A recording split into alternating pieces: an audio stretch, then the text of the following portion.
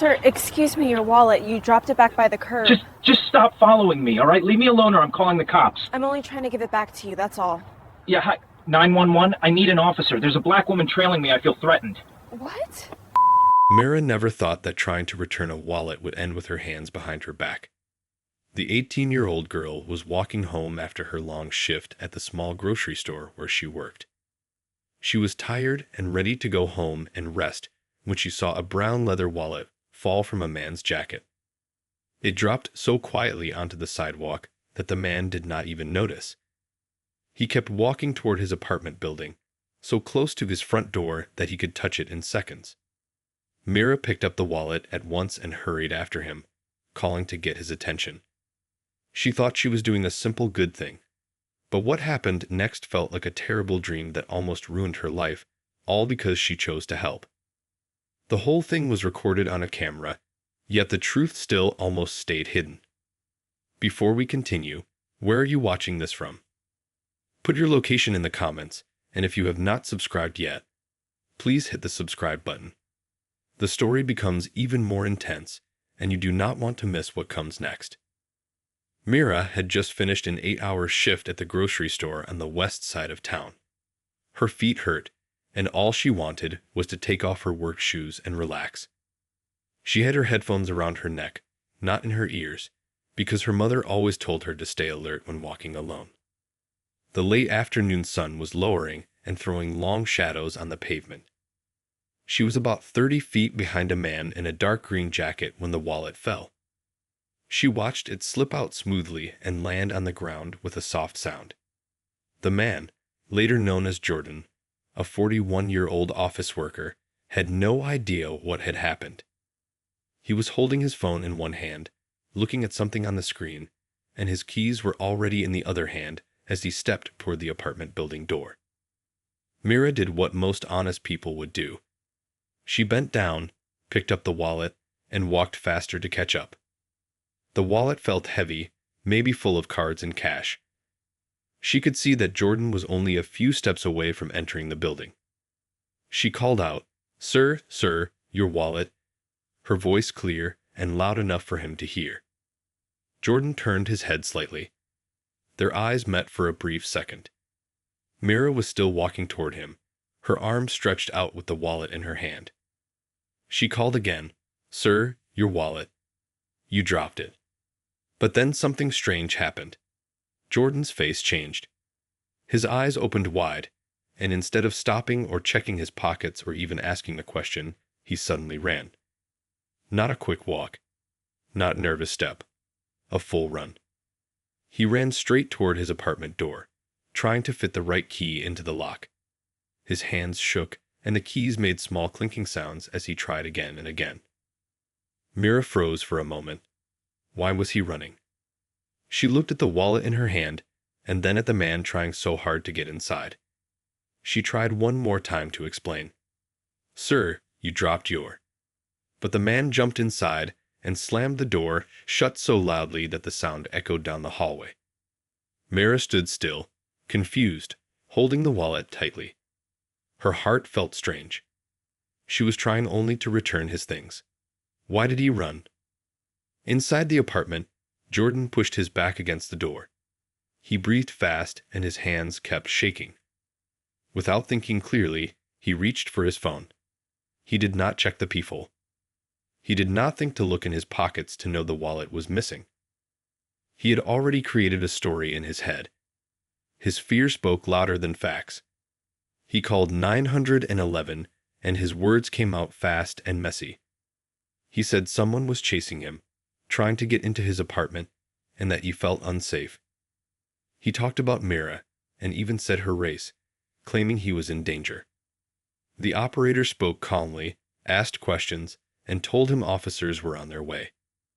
Meanwhile, Mira stood in the hallway holding the wallet. She thought about knocking on the door, but something inside her said no. The way he ran, the fear in his eyes, it made no sense, and it made her uneasy. She waited a little. Maybe he would realize the truth and come back outside. She did not want trouble. She only wanted to return what he lost. Have you ever tried to help someone and it turned into a problem? Share your experience in the comments. Minutes passed. 5 minutes became 7. Mira thought maybe she should leave the wallet with the building manager. She started walking slowly toward the stairway when she heard sirens. At first, they were far, then closer. Too close. Her heart dropped. She now had a feeling that something was very wrong. 2 police cars pulled up in front of the apartment building. 4 officers came out and walked inside with strong steps. Mira felt her breath get tight. The officers came straight to her, hands near their belts, eyes fixed on her. One officer, a tall woman, spoke first. "We got a call about a disturbance. What is going on here?" Mira lifted the wallet with both hands so they could see them clearly. I found this wallet. The man dropped it, and I was trying to give it back. He ran inside his apartment. The officers looked at one another. One stepped over to Jordan's door and knocked. Jordan opened the door a little. His face showed fear. The officer asked, "Is this the person?" Jordan nodded quickly. "Yes, that's her. She was chasing me. I didn't know what she wanted. I was scared." Mira felt her eyes widen. "Chasing you? I was trying to give you your wallet. You dropped it." But the officers did not seem moved by her words. They asked Mira to hand over the wallet. She did right away. They checked the ID and saw it belonged to Jordan. One officer gave it back to him and asked if anything was missing. Jordan said everything was there, but he did not look thankful. Instead, he said words that made Mira feel ice in her chest. "I want to press charges. She was following me, and I felt threatened." The officers turned toward Mira. She tried to explain again. She kept her voice calm. But they told her she had to come to the station. Mira called her mother with shaking hands as they took her to the police car. Everything felt unreal. All she did was pick up a wallet. How did she end up here? The ride to the police station felt like a strange dream Mira could not wake from. She sat in the back seat of the patrol car, the smell of vinyl and cleaning spray filling the air. Her heart kept beating fast in her chest. She looked through the window and watched houses and streetlights pass by, but everything felt far away, like she was not really living her own life. She replayed everything in her mind. She had picked up a wallet because it was the right thing to do. She had called out to return it. She had done nothing wrong. So how did she end up riding in a police car like a criminal? At the station, everything felt slow and fast at the same time. An officer wrote down her information. Another officer asked her questions. Someone else took her statement. Mira tried to explain clearly. She told them she worked at a grocery store, that she was just walking home, that the wallet slipped out of Jordan's pocket, and she tried to give it back. She told them how he ran. She told them she never tried to enter his apartment. She told them she did not touch him or threaten him. The officers listened, but their faces stayed serious and unreadable. Her mother arrived soon after. She came rushing into the station, her face full of fear and anger. Her mother worked as a nurse and was used to staying calm in hard situations, but now she looked worried in a way Mira had never seen before. The moment she saw her daughter sitting at the table, she hurried to her and wrapped her in a hug. Mira felt her mother's hands shaking. What happened? Her mother asked the officers sharply. Why is my daughter being treated like this? She is the one who helped. She is the one who picked up his wallet. The officers tried to explain. They said that the man had called in fear. They said they had to follow procedure. They said they needed to understand both sides. But Mira's mother was not easy to calm. She asked many questions. She demanded to know why they believed the man so quickly. She pointed to the wallet, the very wallet Mira could have taken and kept forever if she wanted to do something wrong. Time passed slowly. Mira felt tired. Her eyes burned from not blinking enough. Her mind kept replaying Jordan's frightened face, the way he ran, the sound of the door closing. She wondered how one person could look at her and think something so dangerous and so wrong. After some time, One of the officers explained that Jordan was standing by his story. He claimed Mira followed him aggressively. He said he was in fear for his safety. He said he had to protect himself and his children. None of it was true, but he said it with confidence, and Mira felt her stomach twist with fear. Then suddenly, Mira remembered something. She sat up straighter. There had been a small camera doorbell on Jordan's apartment door. She had seen it while standing in the hallway waiting.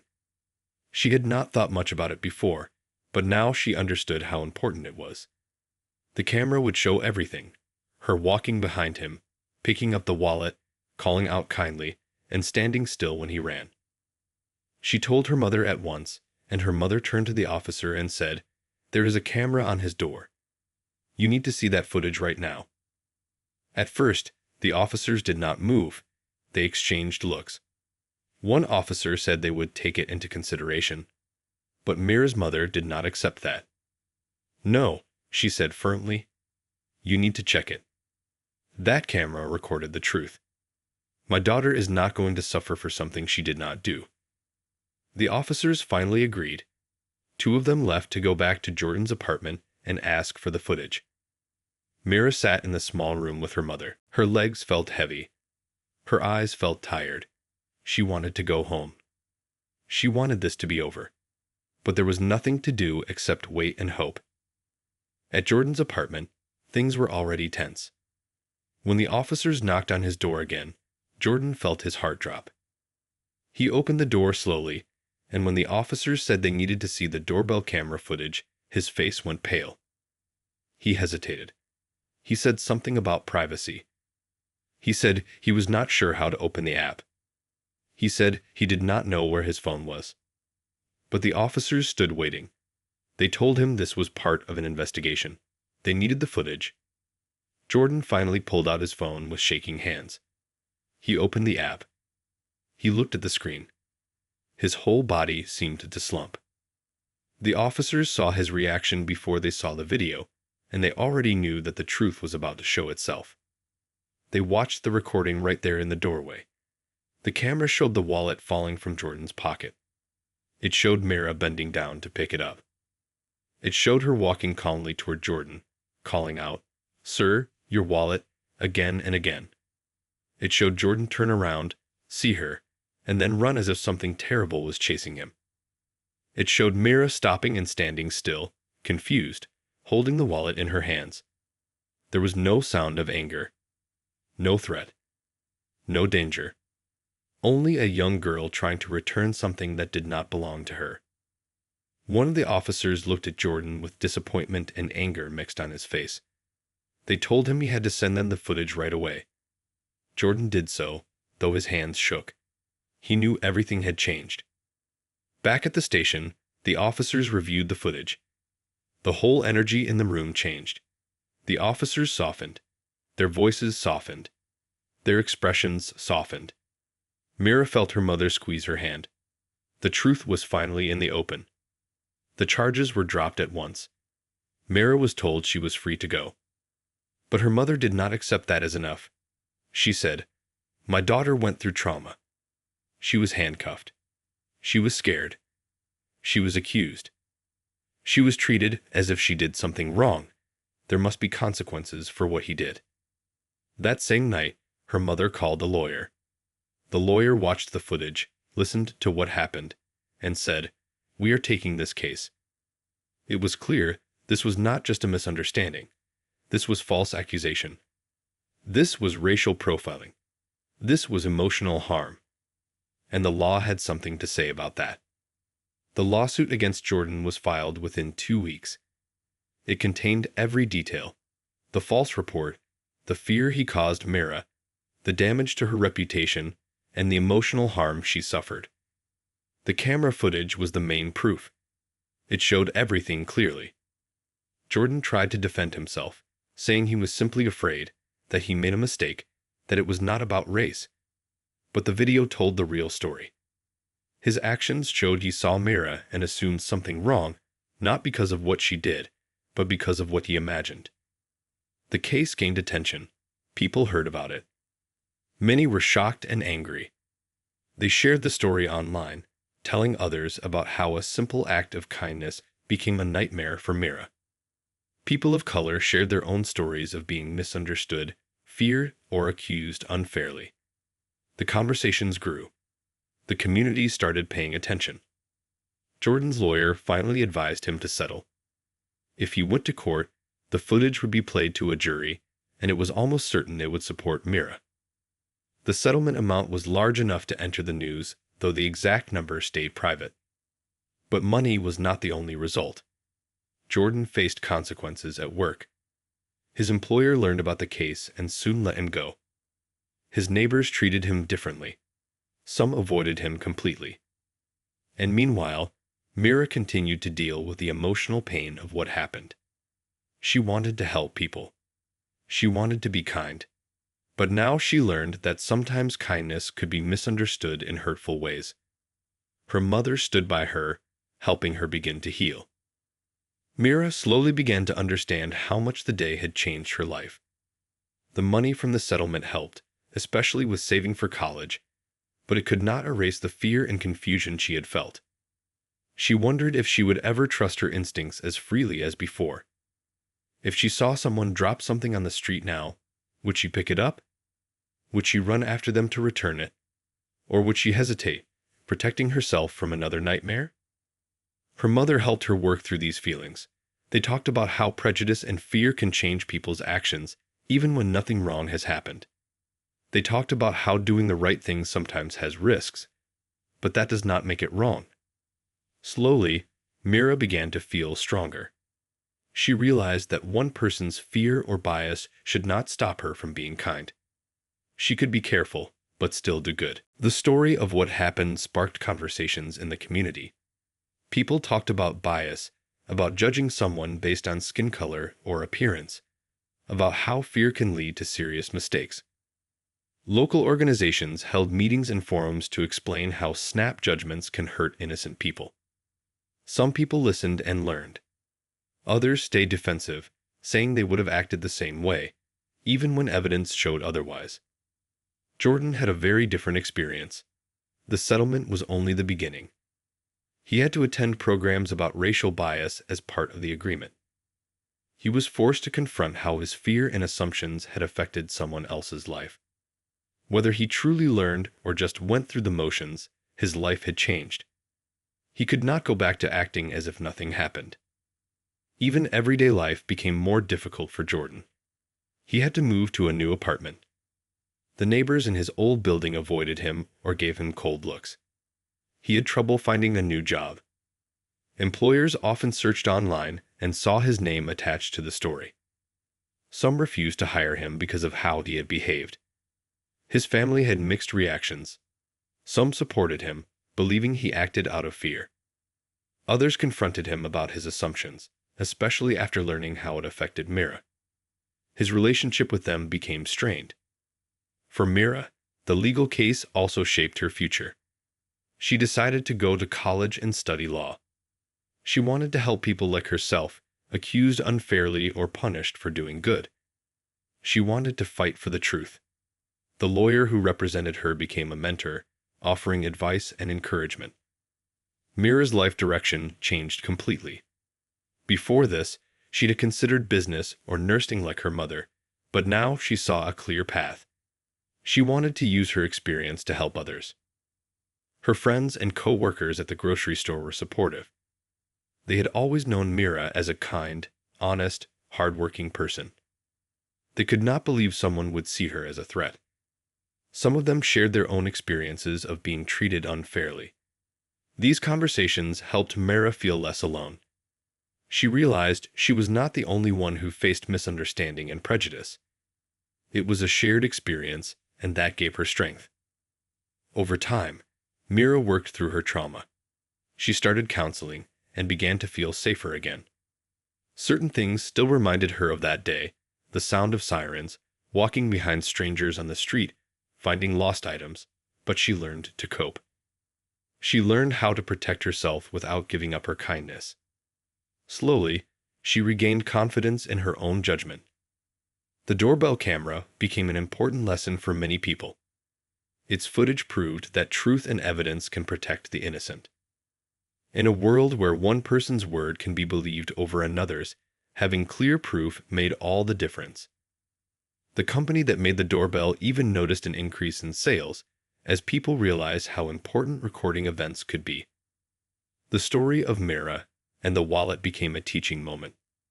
Schools, churches, and workplaces used it to show the dangers of prejudice and assumptions. People discussed how fear can make someone react wrongly. They talked about how important it is to pause, think, and check facts before acting. Mira's experience became a symbol of why fairness, patience, and truth matter. Not everyone agreed with the lessons. Some people said Jordan had the right to fear anyone he did not know. Others said being cautious is always better than risking danger. These conversations revealed how deeply prejudice and fear can influence decisions. They also showed how evidence can challenge false beliefs and assumptions. For Mira, moving forward meant choosing not to let bitterness control her. She could have become angry at the world, distrustful, and hardened. She could have stopped helping people altogether. But she chose not to. She remained kind and helpful, though now she was more careful. She learned to read situations, trust her instincts, and protect herself while still doing good. The money from the settlement helped with college and saved for her future. Her mother made sure she understood that while the money helped, it could never replace what she had lost: the sense of safety, the innocence, and the feeling that helping others would never backfire. No amount of money could give that back. Years passed before Mira could tell the story without a heavy feeling in her chest. Even then, small things, like police cars, walking behind someone, or picking up a lost item, sometimes brought the memory back. But with counseling, family support, and time, she could talk about it without panic. She could explain what happened and how she survived it. She could even use it to inspire others to understand bias and fight for fairness. Jordan, on the other hand, had to face his actions daily. He realized that fear and assumptions can destroy lives. People online, in his community, and even at work judged him for what he did. He had to move, change jobs, and rebuild relationships. He had to reflect on himself and confront biases he had never questioned before. The story stayed with him, and he could not ignore it. The story also opened eyes to a bigger problem. How many people suffer because of fear, assumptions, and prejudice without any evidence? How many innocent people face punishment or shame simply because someone imagined danger? Mira's case showed clearly what could happen and why it is important to check facts, question assumptions, and to demand truth. It became more than her story. It became a warning and a lesson. Community leaders, teachers, and workplaces continued to use Mira's experience to teach about fairness, bias, and empathy. They showed that fear alone should not dictate actions. They explained how quick judgments can hurt lives, sometimes permanently. People who heard the story were forced to think carefully about their own assumptions and reactions. Even though Mira went through a terrifying experience, she refused to let it destroy her spirit. She stayed kind, stayed helpful, and stayed determined. She learned that doing the right thing can be risky, but it is always the right choice. She learned that truth matters, that evidence protects the innocent, and that courage sometimes means standing up for fairness, even when it is scary. The final chapter of Mira's story shows how a few seconds can change many lives. The doorbell camera footage proved that she had done nothing wrong. It showed the wallet falling, Mira picking it up, calling out kindly, and standing confused when Jordan ran. There was no aggression, no threat. Only a young woman trying to help and a man letting fear guide him. From those few moments, everything that followed happened.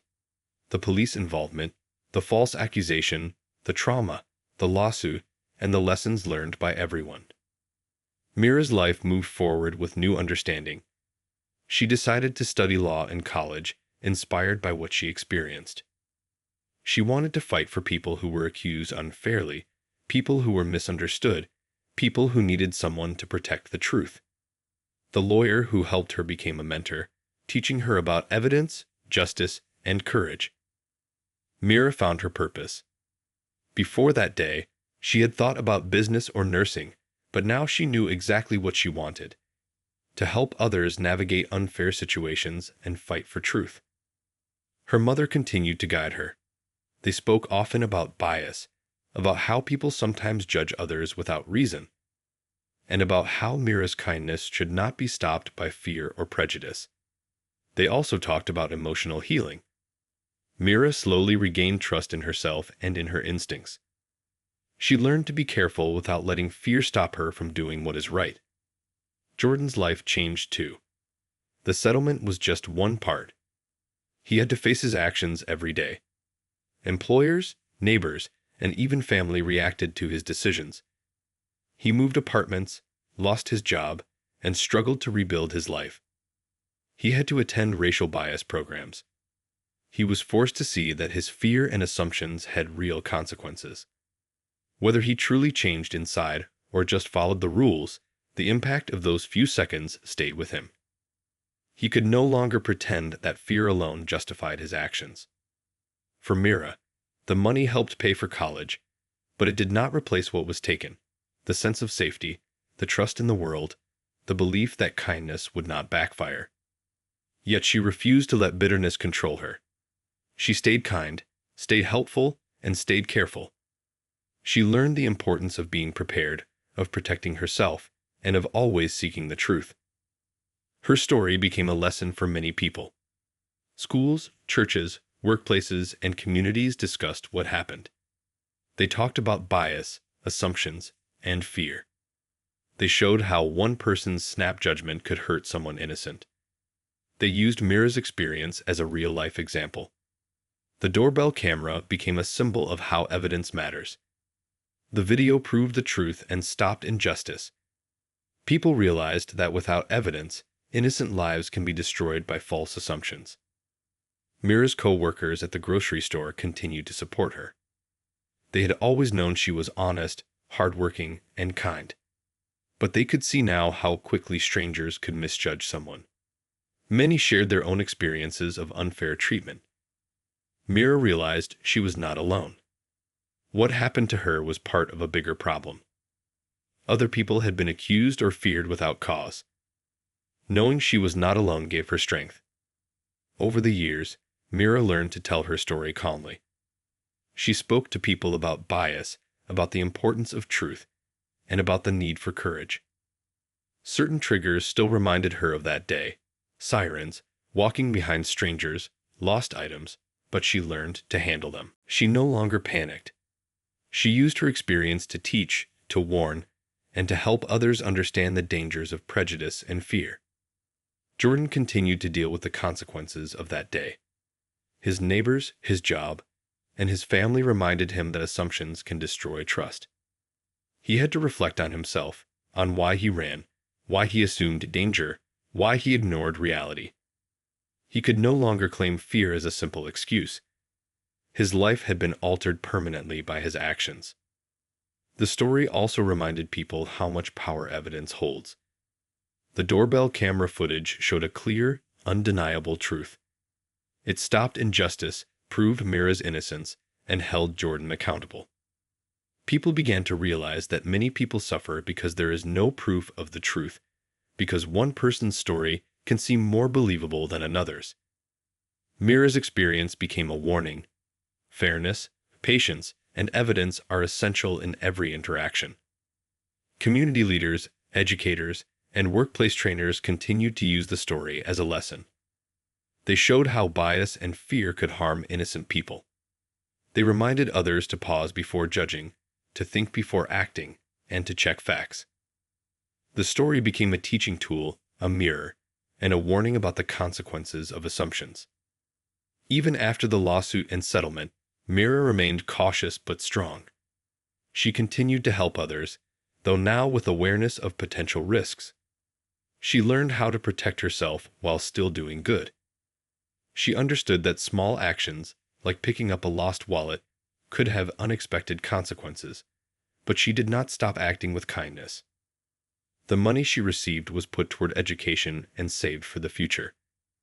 Her mother reminded her that money could help, but it could not replace the feeling of safety or the innocence lost that day. Mira accepted this truth and moved forward, carrying the experience but not letting it define her completely. Years later, Mira could speak of the incident without fear. She could explain it calmly and use it to educate others. She could teach about bias, about assumptions, about courage, and about truth. She could inspire others to act fairly, to protect evidence, and to stand up for what is right even when it is difficult. Jordan, meanwhile, had to confront his own actions. He faced the reality that fear and assumptions can hurt people and change lives. He could not undo the damage, and he had to live with the results. His experience became a warning of what happens when prejudice guides behavior instead of facts and empathy. Mira's story, simple at first, a girl picking up a wallet, became much more. It became a lesson about fairness, kindness, and courage. It became evidence that truth matters. It became proof that small moments can have life-changing consequences.